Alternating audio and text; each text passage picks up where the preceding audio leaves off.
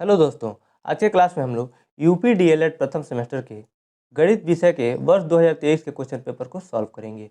प्रथम सेमेस्टर में गणित 25 नंबर का प्रश्न पूछा जाता है, जो कि 1 घंटा समय दिया जाता है। 1 घंटा के अंतर्गत सॉल्व करना रहता है, जिसमें कि 18 प्रश्न पूछता है, 5 बहुविकल्पी, 6 अति लघु उत्तरी और 7 लघु उत्तरी। बहुविकल्पी और अति लघु उत्तरी 1-1 नंबर का होता है और लघु उत्तरी प्रश्न 2-2 नंबर का होता है। तो आइए आज के क्लास शुरू करते हैं। वस्तुनिष्ठ यानी बहुविकल्पी प्रश्न का पहला प्रश्न है, 3/4 के योज प्रतिलोम का गुणात्मक प्रतिलोम होगा।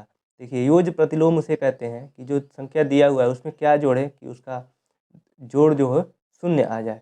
तो 3/4 में -3/4 जोड़ेंगे तो उसका जो योग होगा शून्य आ जाएगा। तो योज प्रतिलोम हो जाएगा -3/4। तो इसमें पूछा है योज प्रतिलोम का गुणात्मक प्रतिलोम। अब गुणात्मक प्रतिलोम उसे कहते हैं कि जिस संख्या से गुणा करने पर उन दोनों का गुणनफल 1 हो जाए +1, उसको गुणात्मक प्रतिलोम कहते हैं। तो देखिए, -3/4 में गुणा कर देंगे -4/3 से, तो प्लस माइनस माइनस मिल के प्लस हो जाएगा। माइनस माइनस का गुणनफल प्लस होता है और 3 से 3 और 4 से 4 कैंसिल होके 1 आ जाएगा। यानी -3/4 के योज प्रतिलोम का गुणात्मक प्रतिलोम हो जाएगा -4/3। तो इसका ऑप्शन जो बी है यही सही उत्तर होगा। अगला प्रश्न है, प्रश्न के दूसरा, किसी संख्या के 60% में 32 जोड़ने पर जो संख्या प्राप्त होती है वह संख्या होगी। तो जो ये संख्या दिया हुआ है, ऐसे चेक करेंगे इसको एक एक को लेके। तो 80 का 60% निकालेंगे, तो 80 गुणे 60/100। तो 2 जीरो से 2 जीरो कैंसिल हो जाएगा, 8 छके 48। अब पूछा है, यहाँ लिखा है प्रश्न में, 60% में 32 जोड़ने पर जो संख्या प्राप्त होती है वह संख्या होगी। यानी 8 छके 48 धन 32 करेंगे तो 80 प्राप्त होगा।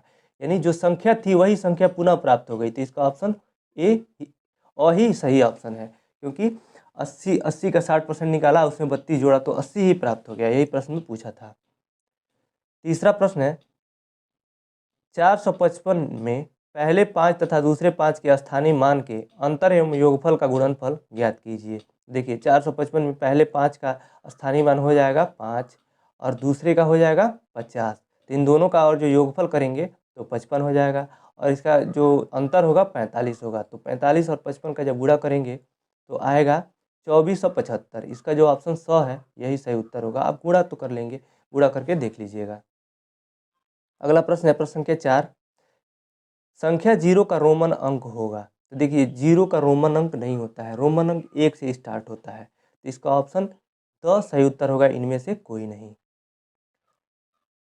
प्रश्न संख्या 5 है, 25 धन 3/100 धन 4/1000 का मान होगा। देखिए, जो पूर्णांक में दिया हुआ है ये पूर्णांक होता है, मतलब कि इसके नीचे 100 नहीं दिया है, 10 नहीं दिया है, इसके बट्टे में नहीं है, तो इसको डायरेक्ट लिखेंगे 25। उसके बाद जब इधर भाग में 100 या 1000 या 10 रहता है तो उसको दशमलव में लिखेंगे। अब 3 के नीचे 100 है, यानी 2 जीरो है, तो दशमलव के बाद दूसरे अंक पे 3 आएगा और 4 के भगे में 1000 है तो इस चौथे अंक पे आएगा। तो अब हमको ऑप्शन में देखना है कि दूसरे अंक पे दशमलव के बाद दूसरे अंक पे 3 कहाँ है और चौथे अंक पे 4 कहाँ है। तो देखिए, इसका ऑप्शन ए है, पहले अंक पे है, और बी में भी यानी ब में भी पहले ही अंक पे है, और द में तीसरे और चौथे अंक पे है। तीन तीसरे अंक पे है, लेकिन ऑप्शन 100 है। देखिए, दूसरे अंक पे है 3 और तीसरे अंक पे है 4, यानी तो इसका ऑप्शन 100 सही उत्तर होगा। अब अति लघुत्तरी प्रश्न से हम लोग नीचे सॉल्व किए हुए हैं, वहाँ देखेंगे। अति लघुत्तरी प्रश्न का पहला प्रश्न है, 20 + 2/3 मीटर लंबी रस्सी से 5 = 1/8 मीटर काटा गया, शेष रस्सी की लंबाई ज्ञात कीजिए। तो इसका हल है, शेष रस्सी की लंबाई बराबर हो जाएगा लंबी रस्सी माइनस कटी रस्सी, यानी 20 सही। इसमें घटा देना है, पहले एक रस्सी की लंबाई दी हुई है और जितना मीटर काटा गया उसको घटा देंगे। तो 20 = 2/3 माइनस 5 सही 1/8। तो इसको मिश्रित भिन्न में बदलेंगे तो 20 × 60 × 2 62/3, इधर हो जाएगा 8 × 5 = 40 और 1 = 41/8। 8 3 × 24 एलसीएम हो जाएगा, और 3 से देंगे 24 में भाग 8 जाएगा, 8 से गुणा करेंगे 62 में, माइनस 8 से 24 में भाग देंगे यहाँ पे तो 3 बार में भाग जाएगा, और तो 41 में 3 से गुणा कर देंगे तो आ जाएगा 496 माइनस 123/24। तो जब 496 से 123 घटाएंगे तो 373/24 आ जाएगा। इसको हम फिर से मिश्रित मीन में बदल देंगे। तो इसमें 373 में 24 से भाग देंगे तो देखिए 15 बार में जाएगा और 13 शेष बचेगा। तो 13 जो हो जाएगा अंश बन जाता है, 24 जिससे भाग दिया जाता है वो हर बन जाता है। तो 15 सही 13/24 सही उत्तर होगा। प्रश्न संख्या 7 है, किसी गांव में पुरुषों की संख्या 5x + 5y² - 8z है।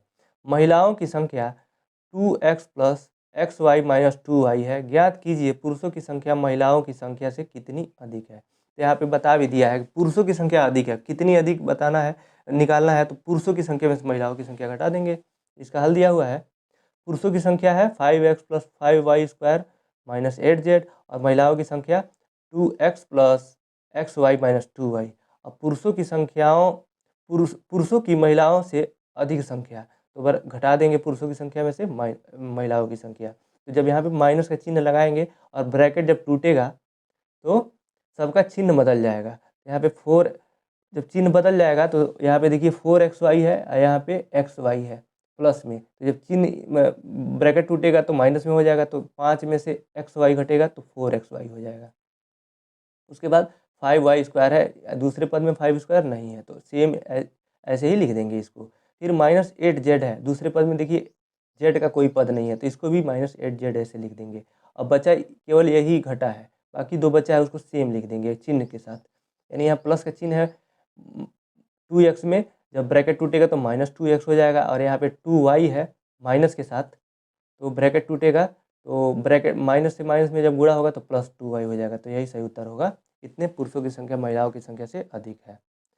अगला प्रश्न है प्रश्न संख्या 8, दशमलव संख्या 91.3, 510.03, 5100.003 धन 5,000,1.0003 को जोड़िए। तो देखिए इसमें जोड़ने का मतलब होता है कि आप दशमलव के एक सीध में रखिए, बिल्कुल एक सीध में दशमलव को रखिए और दोनों तरफ जैसे डिजिट दिया हुआ है, अंक दिए हुए हैं इधर और इधर, जिस पूरा लिख दीजिए और जोड़ दीजिए। तो पहला दिया है 51.3 तो ऐसे लिख दिया, दूसरा है 510 तो यहाँ पे 0 आएगा दशमलव के पहले अंक पे, फिर 1 आएगा दूसरे अंक पे, 5 आएगा तीसरे अंक पे। ऐसे ही यहाँ पे 0 पहले अंक, दशमलव के बाद पहले अंक पे और 3 दूसरे अंक पे, ऐसे ही सबको लिख देंगे। बस दशमलव बीच में रहना चाहिए, यहाँ पे दशमलव है एक सीध में रहना चाहिए और सबको जोड़ देंगे। देखिए यहाँ 3 के ऊपर कुछ नहीं है तो केवल 3 हो गया, यहाँ पे भी नीचे 0 है ऊपर कुछ नहीं है तो 3 हो गया और यहाँ पे भी 3 हो गया जोड़ेंगे तो, और यहाँ पे भी 3 तीसरे अंक पे पहले स्थान पे दशमलव के नीचे 0 है तो 3 हो जाएगा और दशमलव के पहले 1 है और 1 ये दोनों मिलके 2 हो जाएगा, 5 और 1 मिलके 6 हो जाएगा, 5 1 6, 5 और 0 मिलके 5 और 5 को ऐसे लिख देंगे। तो इसका जो मान आ जाएगा 55,662.3333। तो ये सही उत्तर हो जाएगा। प्रश्न संख्या 9 है, वह बड़ी से बड़ी संख्या बताइए जिसमें 49, 59 और 109 को भाग देने पर शेषफल क्रमशः 1, 3, 5 बचे।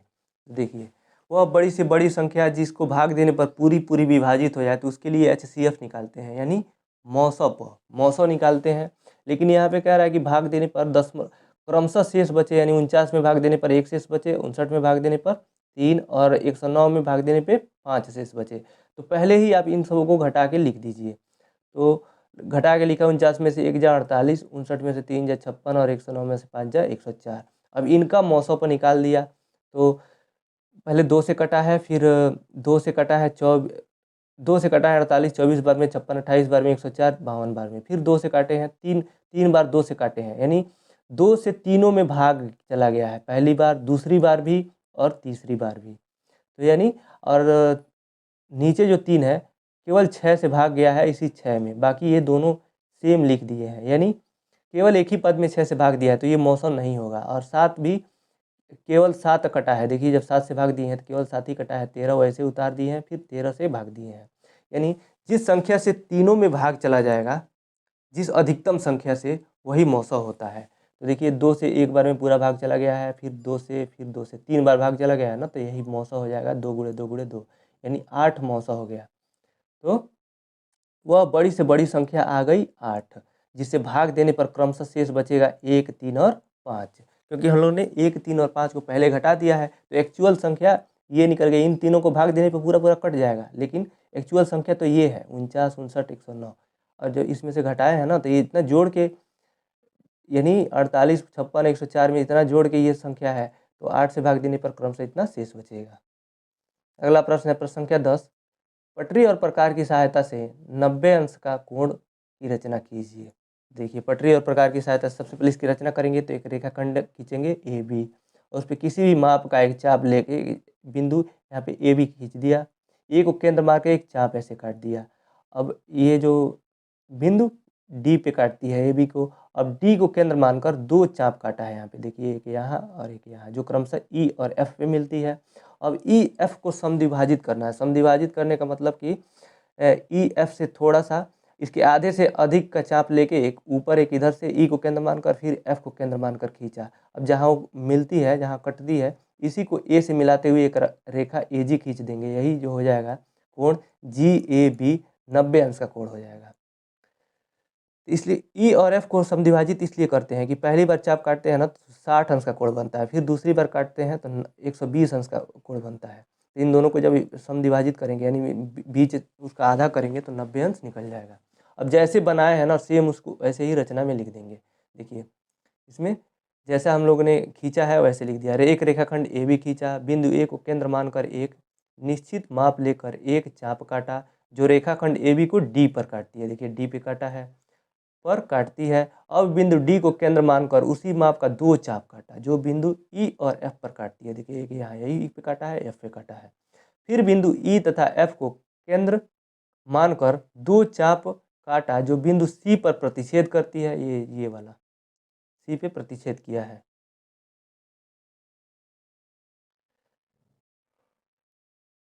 प्रतिच्छेद करती है। अब बिंदु ए से सी को मिलाती हुई एक रेखाखंड ए जी खींचा, यही कोण जी ए बी 90 अंश होगा। तो ये जैसा हम लोगों ने बनाया है रचना में वैसा ही लिख देंगे। प्रश्न संख्या 11 है, एक समबाहु त्रिभुज जिसकी प्रत्येक भुजा 4 सेंटीमीटर है, इसका क्षेत्रफल ज्ञात कीजिए। देखिए, यहाँ फिगर हमने बनाया है 4 सेंटीमीटर 4 सेंटीमीटर, जिसको तीनों भुजाएं बराबर होती हैं उसको समबाहु त्रिभुज कहते हैं। तो ये त्रिभुज हो गया। समबाहु त्रिभुज की भुजा दिया है ए बराबर 4 सेंटीमीटर। चूँकि हम लोग सूत्र जानते हैं, समबाहु त्रिभुज का क्षेत्रफल बराबर होता है √3/4 ए स्क्वायर। तो करड़ी में 3/4, ए स्क्वायर ए का मान दिया है यहाँ पे 4 सेंटीमीटर। 4 का स्क्वायर करेंगे यानी 2 बार गुणा, 4 गुणा 4। तो नीचे दिया हुआ है करड़ी में 3/4 था ना, तो 1 4 से 1 4 कैंसिल हो जाएगा, तो 4 करड़ी में 3 वर्ग सेंटीमीटर सही उत्तर हो जाएगा। अब लघुत्तरी प्रश्न का पहला प्रश्न है, ये 2-2 नंबर का होता है लघुत्तरी प्रश्न। प्रश्न संख्या 12, आयताकार बगीचे की लंबाई एवं चौड़ाई में अनुपात क्रमशः 5 संबंधित 3 है। यदि आयताकार बाग का क्षेत्रफल 1500 वर्ग फीट हो तो बाग के चारों ओर तथा चारों ओर तार लगाने के लिए कितना खर्च आएगा, जबकि तार का मूल्य 12 रुपये फीट है। यानी 12 रुपये फीट तार है, और उसका जो क्षेत्रफल है 1500 वर्ग फीट है। तो यानी जो चारों ओर तार लगाएंगे उसका परिधि जो निकाल लेंगे अगर जो हम लोग, तो आयताकार दिया है, वृत्ताकार नहीं दिया है।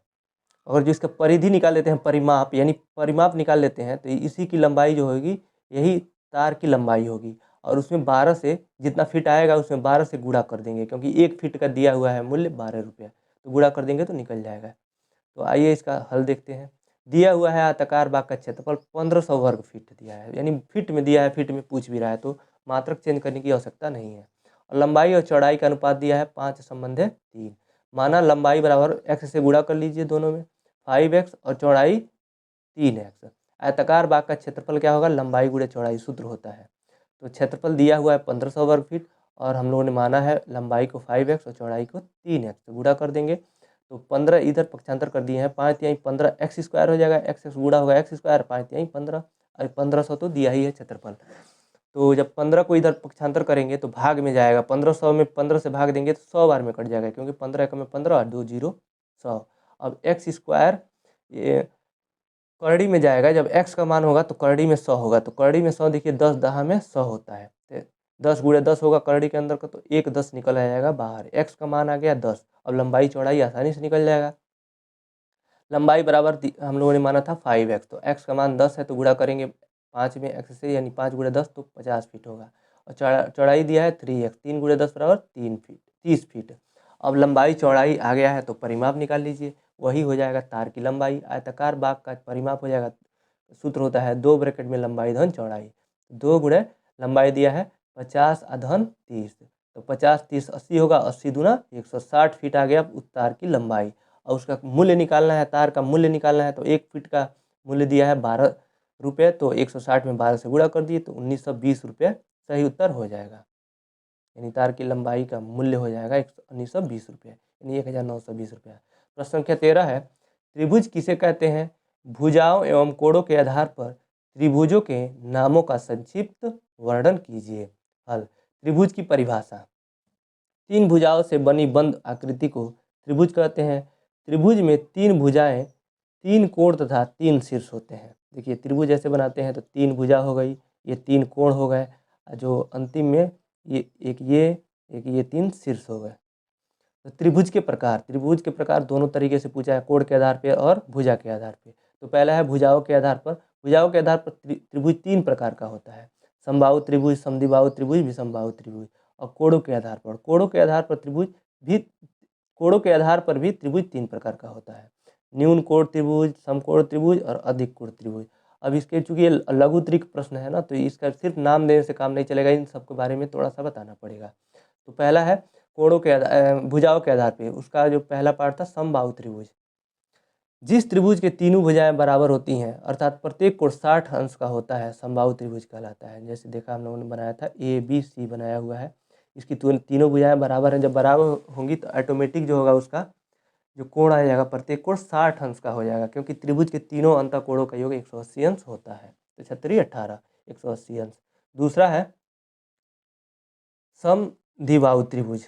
जिस त्रिभुज की 2 भुजाएं बराबर होती हैं उसे समद्विबाहु त्रिभुज कहते हैं। जैसे इस त्रिभुज में नीचे ABC में AC और BC की जो मान है ये बराबर है, ये समबाहु त्रिभुज है, समद्विबाहु त्रिभुज है। तीसरा है विषमबाहु त्रिभुज। जिस त्रिभुज की तीनों भुजाएं अलग अलग लंबाई की होती हैं विषमबाहु त्रिभुज कहलाती हैं। जैसे कि फिगर में बना हुआ है, इसकी तीनों भुजाएं अलग है। अब कोणों के आधार पे पहला है न्यून कोण त्रिभुज। वह त्रिभुज जिसका प्रत्येक आंतरिक कोण 90 अंश से कम होता है उसे न्यून कोण त्रिभुज कहते हैं। जैसे एग्जाम्पल के रूप में नीचे बनाया हुआ है, 90 अंश का से तीनों कोण जो है कम है, इसलिए ये न्यून कोण त्रिभुज हो जाएगा। दूसरा है समकोण त्रिभुज। वह त्रिभुज जिसका कोई भी एक कोण 90 अंश का होता है उसे समकोण त्रिभुज कहते हैं। जैसे उदाहरण के रूप में यहाँ पे कोण A जो है 90 अंश का है, बाकी दोनों 45-45 का, ये समकोण त्रिभुज है। तीसरा है अधिक कोण त्रिभुज। वह त्रिभुज जिसका कोई भी एक कोण 90 अंश से अधिक होता है अधिक कोण त्रिभुज कहलाता है। जैसे देखिए जो कोण, इसको ABC नाम दे देते हैं। जो कोण A है 100 अंश का है, और बाकी जो कोण C है 30 अंश और 50 अंश, यानी एक कोण 90 से ज़्यादा है, इसलिए अधिक कोण त्रिभुज होगा। प्रश्न संख्या 14 है, रचित की मासिक आय 80% खर्च करके 120 मासिक बचाता है, यानी महीने में 80% वो खर्च कर देता है तो 120 रुपये बचाता है। तो उसकी वार्षिक आय एवं खर्च ज्ञात कीजिए। उसका वार्षिक आय निकालना है और उसका खर्च निकालना है। तो देखिए वो खर्च करता है 80%, इसका हल देखते हैं। खर्च करता है 80%, तो बचत कितना करता है? 100% में से 80% घटाएंगे तो 20%। तो मासिक आय निकालने के लिए दिया हुआ है 20% का मान दिया हुआ है 120, यानी x का, मान लीजिए कि उसकी मासिक आय x है, तो x का 20%, 20/100 कर देंगे बराबर 120 हो जाएगा। तो 20 से 100 कट जाएगा, 20 बचे 100, और जब ये 5 इधर पक्षांतर होगा तो 120 में गुणा होगा, 12 छक्के 12 पचे 60, यानी 600। उसकी मासिक आय जो आ गई 600 रुपये आ गई। तो वार्षिक आय, चूँकि यहाँ पूछा है वार्षिक आय, तो मासिक आय एक वर्ष में 12 महीने होते हैं, तो इसलिए वार्षिक आय निकालने के लिए 12 से गुणा कर देंगे 600 में, तो 12 छक्के 72, यानी 7200 रुपये, 7200 रुपये उसकी वार्षिक आय आ गई। एक आंसर तो ये हो जाएगा, ये पूछा था। और दूसरा खर्च पूछा था, उसका वार्षिक खर्च। तो अब रचित की मासिक खर्च कितना है? अब रचित की मासिक खर्च निकालेंगे तो 600 तो उसका आय निकल गया है, 600 उसका आय है मासिक। उसका खर्च 80%, क्योंकि वो खर्च करता है तो 80% 600 का निकाल लेंगे, तो 600 का 80% का मतलब भाग, तो 600 गुणे 80/100, 2 जीरो से 2 जीरो कैंसिल हो गया, 8 छके 48, 480 रुपये वो खर्च कर देता है एक महीने में। तो वार्षिक खर्च कितना करता है? एक महीने का खर्च 480 रुपये, तो 12 से गुणा कर देंगे एक वर्ष का निकालने के लिए, तो 12 गुणे 480 तो आ जाएगा 5760 रुपये उसका खर्च हो जाएगा। दूसरा आंसर ये हो जाएगा। अगला प्रश्न है प्रश्न संख्या 15। रमेश के बगीचे में विभिन्न प्रकार के फूलों के पौधे लगाए गए हैं। नीचे दी गई सारणी में इन पौधों की संख्या दी गई है, इन्हें पिक्टोग्राफ द्वारा प्रदर्शित कीजिए। देखिए यहाँ पे फूलों का नाम दिया हुआ है इस ग्राफ में, गेंदा, जूही, चमेली, रजनीगंधा, गुलाब, और नीचे दिया है उनकी संख्या। गेंदा के फूलों की संख्या है 20 है, जूही 10, जूही के फूलों की संख्या 10, चमेली 15, रजनीगंधा का 45 और गुलाब का 35। इतना तो प्रश्न दिया हुआ है। इसके बाद पिक्टोग्राफ बनाना है। तो देखिए पिक्टोग्राफ बहुत आसान होता है, मुश्किल नहीं है।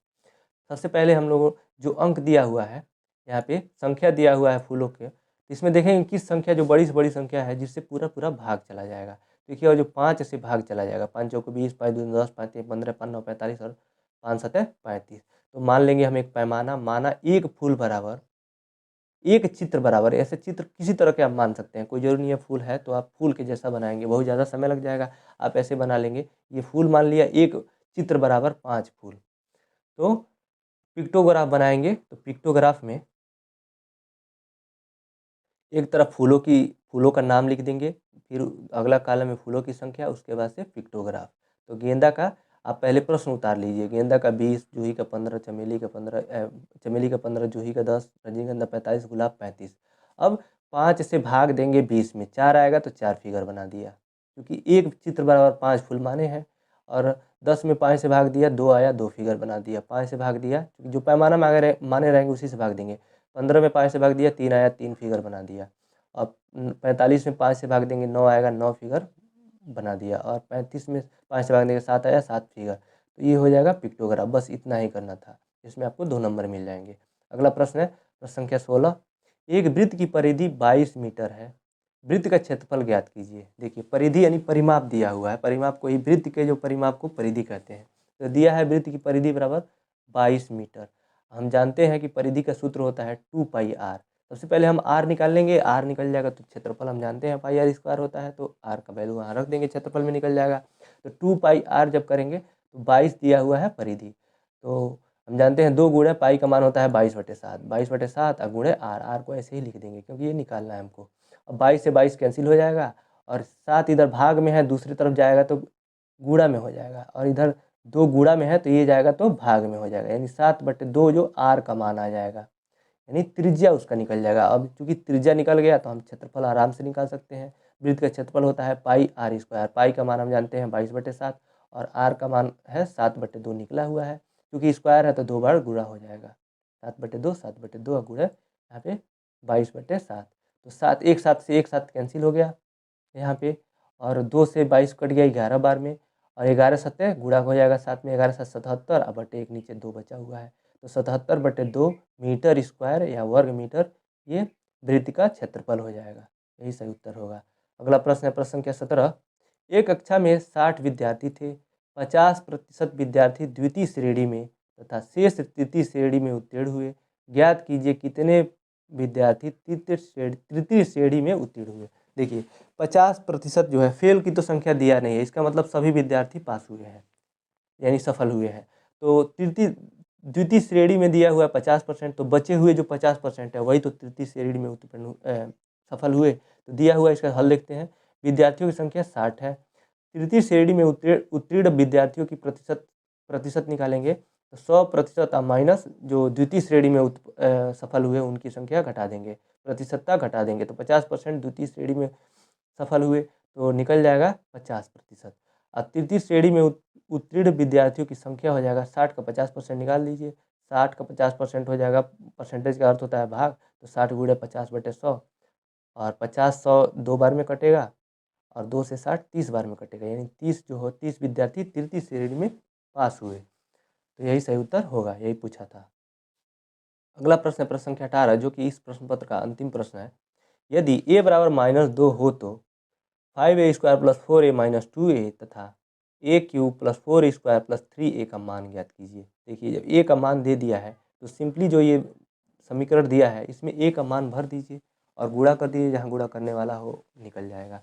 तो दिया है 5a² + 4a - 2a, तो 5a की जगह पे -2 का रख देंगे मान और इसका स्क्वायर कर देंगे और 4 यानी 4 गुणे -2 और -2 है पहले से लास्ट में।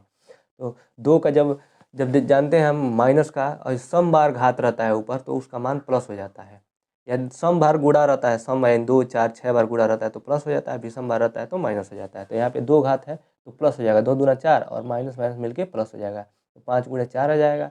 और यहाँ पे गुणा होगा +4 और -2, 4 दूना 8 माइनस में होगा, क्योंकि प्लस और माइनस का गुणा माइनस होता है तो -8 हो गया, -2 तो यहाँ पे सेम ऐसे लिख देंगे। तो यहाँ 5 चौको 20 हो जाएगा ये, और -8 और -2 मिल के -10 हो जाएगा, 20 में से 10 जा 10, यही सही उत्तर होगा पहले समीकरण का।